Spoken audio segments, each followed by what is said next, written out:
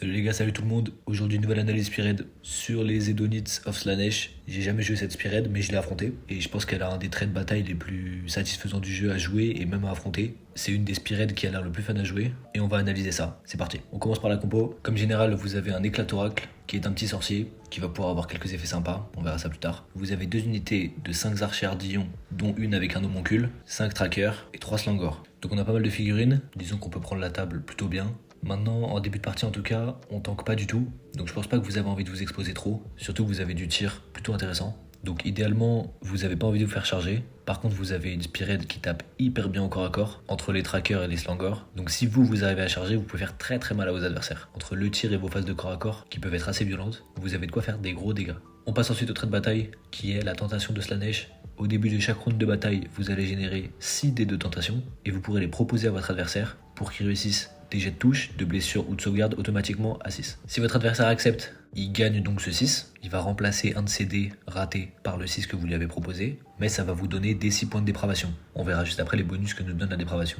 Si votre adversaire au contraire, il rejette votre offre, l'unité à laquelle vous avez proposé le dé va subir D3 blessures mortelles. Donc ça veut dire que tout au long de la partie, vous allez proposer des dés à votre adversaire, vous allez proposer des réussites, et lui, ça va être à lui de bien jongler entre prendre des blessures mortelles et vous charger en points, parce que les effets, quand vous avez beaucoup de points de dépravation, sont très forts. Donc ça crée des games hyper dynamiques, où l'adversaire va avoir des choix pendant votre tour quand vous allez lui proposer des dés, et où vous, même pendant le tour de l'adversaire, vous allez aussi pouvoir utiliser cette mécanique. C'est génial comme trait de bataille, c'est très fun. Quant aux aptitudes que vous gagnez, quand vous accumulez vos points de dépravation, à 12 points et plus, vous pouvez charger même si vous avez couru plus tôt pendant le tour, ce qui vous donne une mobilité énorme. Donc avec vos trackers c'est très bien, avec vos slangors aussi. Là ils vont traverser la table super vite. C'est deux unités qui font très mal, donc si elles vont charger, elles vont faire beaucoup de dégâts à l'adversaire. À 24 points et plus, vous débloquez crit mortel sur toutes vos armes de mêlée. C'est extrêmement fort, ça fait super mal. Et à 36 points et plus, vous gagnez une protection à 5+. Les trois effets sont extrêmement forts, on a vraiment envie de les avoir le plus tôt possible. Et d'expérience, vous pouvez autour du round 2 ou 3 avoir vos 24 points au plus, et en fin de partie accéder à votre ward à 5. Donc avec cette aptitude, il faut surtout pas hésiter à proposer des dés à votre adversaire. La limite c'est qu'on ne peut proposer un dé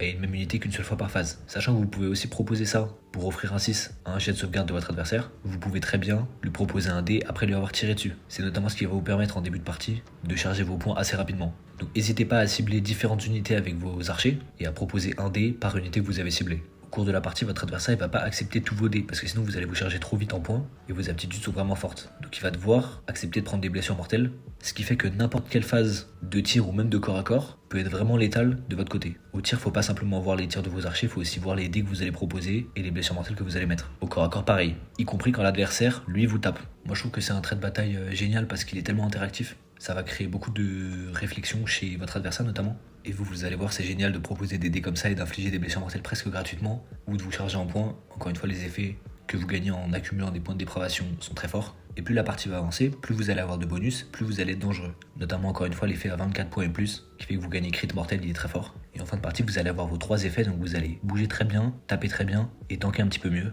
Ça pour le coup c'est le seul défaut de cette Spearhead, c'est que vous tankez pas du tout. Mais ce dernier bonus va vous aider un petit peu contrebalancer cette faiblesse. Je le redis encore une fois, mais c'est un trait de bataille qui est génial. Comme je l'ai dit plus tôt, j'ai jamais joué Slaanesh mais je l'ai affronté. Et c'est l'armée la plus plaisante que j'ai affrontée de toutes mes parties Spearhead. Et je pense que je vais la tester d'ailleurs.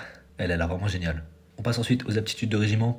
Vous en choisissez une pour votre armée et on commence avec la vitesse incomparable qui va vous permettre une fois par bataille de donner un strike first à une unité amie. C'est pas mal, encore une fois vous tapez assez fort mais vous tankez pas bien du tout. Donc le fait de pouvoir être sûr de taper en premier, ça peut vraiment être très fort, vous allez pouvoir faire très mal quand même. Que ça soit après que l'adversaire vous ait chargé pour le surprendre ou que ça soit quand vous chargez pour faire taper plus d'unités amies avant que l'adversaire puisse riposter. Les deux optiques sont très bien. Donc c'est vraiment une bonne aptitude de régiment. Maintenant la deuxième paraît aussi très forte. C'est l'épicentre de distraction qui va faire qu'à votre phase de mouvement, vous allez pouvoir vous replier et quand même tirer et ou charger plus tard pendant le tour. Donc ça veut pas dire que vous subissez pas les D3 blessures mortelles de repli. Donc attention notamment avec vos archers, si vous repliez et tirez, vous allez perdre des 3 bonhommes parce qu'ils ont qu'un point de vue chacun. Donc c'est pas forcément sur eux que vous allez utiliser ça. Par contre sur vos trackers et sur vos slangors ça peut être sympa, quoique les slangors ils ont aussi 3 points de vie donc ça peut être un petit peu risqué.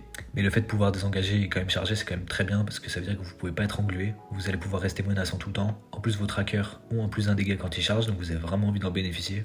Moi j'aurais tendance à dire que les effets de repli et charge plus tard dans le même tour sont toujours très forts dans Spearhead et même dans Warhammer Age of Sigmar en général. Donc j'aurais tendance à préférer celui-là, après le premier il est aussi très bien et les deux peuvent se jouer, ça c'est vraiment cool. C'est une Spearhead qui va avoir de la rejouabilité. On passe ensuite aux optimisations. On en choisit une pour notre général. La première, ça va être le sceptre de domination qui va faire qu'à toutes les phases de mêlée, on va jeter un dé pour chaque unité ennemie en mêlée avec notre général. Et sur 5+, elle va avoir Strike Last. Donc on pourrait dire que c'est que sur un 5+, mais c'est quand même à toutes les phases de mêlée, donc même la phase adverse. Donc c'est-à-dire que si votre adversaire veut charger votre général, il a quand même une chance d'avoir Strike Last. Et je pense que si vous jouez ça, vous avez presque envie de garder vos slangors à côté de votre général en fait, pour que votre adversaire ait jamais envie de le charger. Parce que si vous lui mettez le Strike Last et que vos slangors peuvent taper sur l'unité qui vous a chargé, ils font tellement mal que ça va vraiment dissuader votre adversaire de charger votre général. En plus de ça, si vous combinez cette opti avec l'aptitude pour une fois par bataille avoir un Strike First, vous pouvez vous retrouver avec vraiment 2 voire 3 peut-être unités qui vont pouvoir taper avant votre adversaire. Et là, vous pouvez créer des gros tours d'attrition en faisant très très mal à l'adversaire. Puisqu'encore une fois, vu que vous tankez pas très bien, ces effets de frappe en dernier à l'adversaire et vous frappe en premier, c'est vraiment bien. Ça vous permet quand même de taper très fort et peut-être même d'éviter de mourir grâce à ça, si vous arrivez peut-être à tuer l'unité adverse qui vous a chargé. Donc je pense que ça peut vraiment se jouer contre les armées qui agressent très fort, notamment qui peuvent vous alpha, ça peut être vraiment cool. Ensuite on a le miroir dénaturant qui va faire que à votre phase de tir, vous allez choisir une unité ennemie à 9 pouces de votre général et jeter un dé, et sur un 4+, l'unité ciblée ennemie a -1 à sa sauvegarde, jusqu'au début de votre prochain tour. L'effet est très fort, malheureusement c'est sur un 4+, donc la moitié du temps vous allez rater. En plus de ça c'est que à 9 pouces. Donc c'est pas dit que vous ayez grand chose à porter. Maintenant je pense que ça peut se tenter si vous affrontez une armée armurée, l'effet est quand même vraiment fort. Et ça peut vous changer des match-up un petit peu compliqués, contre des armées qui tankent très bien, en match-up un peu plus abordable peut-être. Je pense que c'est pas trop mal, ça peut se jouer. Moi c'est ce que j'avais affronté quand mon adversaire avait juste la neige, il a pu me le mettre plusieurs fois pendant la partie quand même. Et vu que c'est à votre phase de tir, si vous arrivez à mettre ce malus sur une unité ennemie, vos archers qui vont tirer dessus vont aussi pouvoir bénéficier de ça. Ce qui vous fait de la perf 2 virtuellement sur vos armes de tir. Et c'est vraiment sympa d'avoir dans l'arsenal de cette Spirit Slaanesh un moyen de dégrader la sauvegarde adverse. Encore une fois contre les armées qui ont beaucoup de save, c'est très bien. Malgré comme on l'a dit, le fake c'est sur un 4+, et la portée pas top, je pense que ça vaut le coup d'aller le chercher. On passe ensuite au cœur cacophonique, qui est un sort qui passe sur un 6+, et s'il passe, vous allez jeter un D6, et vous allez mettre D3 BM à chaque unité ennemie à 6 pouces de votre général, qui a une caractéristique de contrôle inférieure au jet que vous aurez fait. Donc si vous tentez ça contre un monstre, ou contre un héros totem, qui ont souvent 5 de contrôle, c'est pas excellent. Après contre n'importe quoi d'autre, ça va faire des BM. Maintenant la portée de 6, c'est vraiment pas excellent, c'est que des 3 BM. Je pense que la portée aurait dû être un peu plus grande, parce que là c'est votre phase d'héros, mais à votre phase d'héros, si vous avez des unités ennemies à 6 pouces de votre général, il est sûrement déjà mort en fait. Donc malheureusement celle-là elle est pas très bien. Après contre des armées avec beaucoup d'unités différentes, on sait jamais, peut-être que ça peut se tenter. Ouais, c'est juste un peu dommage cette portée de 6 pouces. Il est pas excellent. Et enfin on a le pendentif de Slaanesh. Au début de chacune de vos phases d'héros, votre général va pouvoir se soigner de D3. Si vous affrontez une armée qui peut vous poke, bon ça peut être sympa. Après très souvent votre général, s'il se fait charger ou s'il se fait tirer dessus très fort, il va pas survivre. Là niveau optimisation, on n'a rien de vraiment bien fou. La première est quand même plutôt sympa. La deuxième pour mettre un -1 à la save, elle est cool aussi, mais il y a quand même beaucoup de restrictions entre le 4+ et la portée. Et les deux dernières sont pas excellentes non plus. Donc là je pense que finalement on va peut-être pouvoir un petit peu tout tenter en fait, puisqu'il n'y a rien de vraiment très fort qui va vraiment changer nos parties en fait. Par contre au niveau des aptitudes de régiment, là les deux sont très bien et elles se jouent carrément. On passe ensuite au War Scroll, on rentre dans le dur de la Spired et on commence avec l'éclat oracle qui est votre général, donc un petit sorcier. Donc comme on peut s'y attendre d'un personnage comme ça, il a 5 points de vie, c'est Vassin, donc il tank pas très bien. Par contre il peut surprendre au corps à corps, notamment avec les dés de tentation, et lui il a un petit sort qui va vous générer des points de dépravation. Si vous le passez donc sur 6, vous jetez 6 dés et pour chaque 4+, vous recevez 1 point de dépravation. Donc si vous passez votre sort, statistiquement vous allez générer 3 points. C'est vraiment pas mal parce que s'il surveille toute la partie, juste avec ce sort, en imaginant qu'il le passe à chacune de vos phases des héros, il vous génère à lui tout seul 12 points. Donc ça fait déjà le premier palier. Je dirais qu'il est pas tellement essentiel, mais il est quand même cool. Ce petit sort va vous permettre de vraiment générer très bien vos points de dépravation et d'accéder très vite à vos bonus. Et surtout, même s'il n'a pas un profil de corps à corps qui fait rêver comme ça, n'hésitez pas à dépenser vos dés de tentation pour forcer votre adversaire à faire des choix, même avec lui. On passe ensuite au tracker, votre unité de cavalerie. C'est un pack de 5 figurines qui ont 4 points de vie chacune et une save à 5. Donc ça tank pas très bien. Après ça a quand même pas mal de points de vie, 20 points de vie le pack. Ça bouge de 12. Si en plus vous atteignez votre premier palier, 2 points de dépravation, vous avez course et charge. Donc eux ils bougent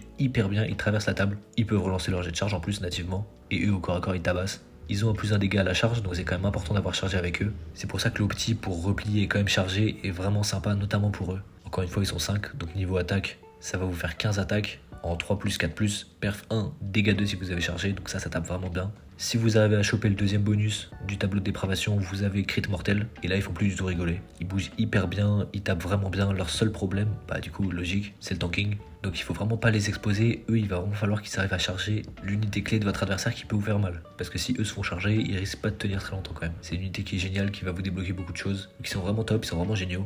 Vraiment, le mouvement qu'ils ont, c'est aberrant. Eux, il faut surtout qu'en tout début de partie, vous les gardiez en vie. Il faut surtout pas que vous les envoyez se sacrifier, ils sont hyper importants. Pour que plus tard dans la partie, quand il y a moins d'unités sur table, que la table est un peu plus ouverte, ils puissent traverser la table et reprendre n'importe quel objectif, aller charger n'importe quoi, tuer tout ce qu'ils veulent. Et là, ils sont vraiment géniaux. On passe ensuite au Slangor. C'est une petite unité de 3 figurines qui ont 3 points de vie chacune, save à 5, donc c'est un pack à 9 points de vie, save à 5. Ça tombe pas très bien. Par contre, au corps à corps, ça tabasse. Encore une fois, eux, ils bénéficient très bien du course et charge, ça va les faire bouger très bien. Leur règle, elle est vraiment intéressante. Elle va faire qu'à la phase de tir adverse, si vous avez subi des dégâts plus tôt pendant ce tour, donc que ça soit à la phase des héros ou à la phase de tir, ils vont pouvoir faire un mouvement normal. Ce qui fait que finalement, votre adversaire a pas tellement envie de leur envoyer des sorts ou de leur tirer dessus s'il peut pas les tuer d'un coup. Parce que ce mouvement, on dirait pas comme ça, mais ça peut les rendre vraiment menaçants. C'est-à-dire que s'ils avancent bien, ils peuvent vraiment se retrouver dans des positions embêtantes pour l'adversaire. En plus de ça, votre adversaire, il peut pas savoir quelle carte vous avez en main. Et donc, en prévision d'une contre-charge, il va peut-être pas leur tirer dessus, il va peut-être éviter. Donc c'est une petite unité qui peut vraiment surprendre parce qu'elle fait super mal. Et si vous arrivez à aligner une phase de corps à corps avec vos strike first et vos strike last d'optimisation et d'aptitude de régiment que vous aurez pris, entre eux et les trackers, vous pouvez faire très très mal. Et enfin on passe aux archers ardillons. Vous en avez un pack de 5 et un pack de 6. Dans ce pack de 6, il n'y a que 5 archers plus un homoncule. C'est une unité qui a un tir assez sympa, à 18 pouces, donc pas mal de portée. Ça va faire 2 attaques chacun en 3 plus 4 plus, perf 1 dégâts 1. Donc chaque pack met quand même 10 attaques. Et si vous vous rappelez bien, avec l'opti, qui permet de mettre un -1 à la save à 9 pouces de note générale sur un 4+, ils peuvent passer virtuellement perforation 2. Donc ils tirent ok, et avec eux, faut surtout pas hésiter à proposer des dés de tentation. En début de partie, c'est eux qui vont vraiment vous permettre de gagner beaucoup de points de dépravation pour gagner vos bonus. Dès qu'ils tirent, proposez un dé à votre adversaire pour sauvegarder. En plus de ça, s'il refuse, vous lui mettez 2-3 BM, donc de toute façon c'est bénéf. Ces archers, ils ont le renfort, il faut surtout pas hésiter à les sacrifier, parce que vos pièces qui tapent vraiment, c'est les slangors et les trackers, mais elles tankent pas du tout, donc il faut surtout pas qu'elles se fassent charger, donc mettez devant des archers pour faire écran. Comme je disais, n'hésitez pas à les sacrifier, ils ont le renfort de toute façon. Donc vraiment une super unité pour embêter l'adversaire, pour lui proposer des dés de tentation. Donc avec ça, soit vous allez lui infliger des BM, soit vous allez gagner des points de dépravation pour accéder à vos bonus. Et on sait jamais, ça peut peut-être reprendre un objectif, en fin de partie notamment, parce que ça bouge quand même super bien. Ça bouge de 6 et ça peut tirer même s'ils ont couru, qui n'est pas tout à fait pareil que l'aptitude que vous débloquez à 12 points de dépravation, puisqu'à 12 points de dépravation, vous gagnez la course et charge, alors que là c'est course et tir. Donc eux ils pourront faire course, tir, charge potentiellement, même si ça sert pas à grand chose, ils ont le mérite de pouvoir le faire. Donc en début de partie, n'hésitez pas à cibler avec vos archers ardillons les cordons de l'adversaire, comme ça vous ouvrez le chemin à vos unités qui tapent vraiment, que vous allez impacter puisque vous bougez très vite. Donc normalement si votre adversaire lui a pas trop de mouvement de son côté, si vous restez safe, c'est vous qui allez le charger. On passe ensuite à la conclusion de cette spearhead. Encore une fois, comme je l'ai dit, c'est vraiment la spearhead que j'ai trouvé le plus fun à affronter, et je pense qu'à jouer c'est encore mieux. Cette mécanique de dé de dépravation elle est vraiment géniale. Le fait d'offrir des choix à son adversaire comme ça c'est excellent. Et qu'il les accepte ou qu'il les refuse, vous allez être content en fait. Puisque s'il accepte, vous gagnez vos points de dépravation, donc vous accédez à de nouvelles aptitudes. Ce qui est vraiment génial, ça rend votre armée tellement plus forte de pouvoir courir et charger, d'avoir crit mortel, puis d'avoir une ward à 5. Et mine de rien, vous allez arriver à avoir vos 36 points en fin de partie souvent. Et si l'adversaire refuse vos dés, il va subir des 3 BM. C'est un effet simple, clair, efficace. Vous allez voir l'impact sur table. Et ça c'est vraiment top. En plus de ça, je trouve que vraiment cette spearhead elle est hyper intéressante à jouer parce que chaque unité va avoir son rôle. Mais pas un rôle classique, c'est-à-dire un tank, un dégât, une unité buffer, etc. Ça va plutôt être un rôle par rapport à vous, votre trait de bataille. C'est-à-dire que vous avez vos archers qui vont essayer de vous charger en point de dépravation en tirant et en proposant des dés. Et derrière vous avez vos trackers et vos slangors qui eux bénéficient extrêmement bien des règles que vous gagnez en accumulant des points et qui une fois que vous avez ces points ils vont tout déchirer. Donc je pense que la dynamique de cette spearhead est hyper intéressante, elle est unique. On a envie de tester plusieurs choses, que ce soit au niveau des optis ou des aptitudes de régiment. Je suis pas sûr qu'elle soit vraiment bien pour un débutant parce que c'est quand même pas facile à jouer. Le fait que vous tankiez pas du tout, ça rend ça assez compliqué à prendre en main quand même. Je pense qu'il faut avoir une certaine expérience pour vraiment très bien jouer cette spearhead. Et en plus de ça, niveau modélisme, alors les figurines sont très belles. Par contre la peinture de Slaanesh c'est un vrai enfer. Pour avoir peint une bande Underworlds, je peux vous dire qu'il y a énormément de détails. Il y a beaucoup de peau nue, ce qui est pas du tout facile à peindre. Et en plus vous avez quand même un certain nombre de figurines. Donc là niveau modélisme, si vous vous lancez là-dedans, c'est quand même un gros projet. Et je pense que c'est pas vraiment pour les débutants niveau peinture. Donc c'est une spearhead que je conseillerais plutôt aux joueurs qui cherchent à jouer des armées un petit peu plus compliquées, un petit peu plus poussées, avec des règles plus avancées. Mais si vous êtes ce profil, avec cette spearhead vous allez vraiment vous éclater. Je le redis encore une fois et je sais que ça fait beaucoup, mais le trait de bataille est vraiment génial. Vous avez une mobilité qui est dingue, et c'est hyper plaisant à jouer, mais aussi à affronter. C'était la 6ème analyse spearhead de la chaîne sur les Edonites of Slaanesh. Merci de m'avoir écouté, à la prochaine, ciao.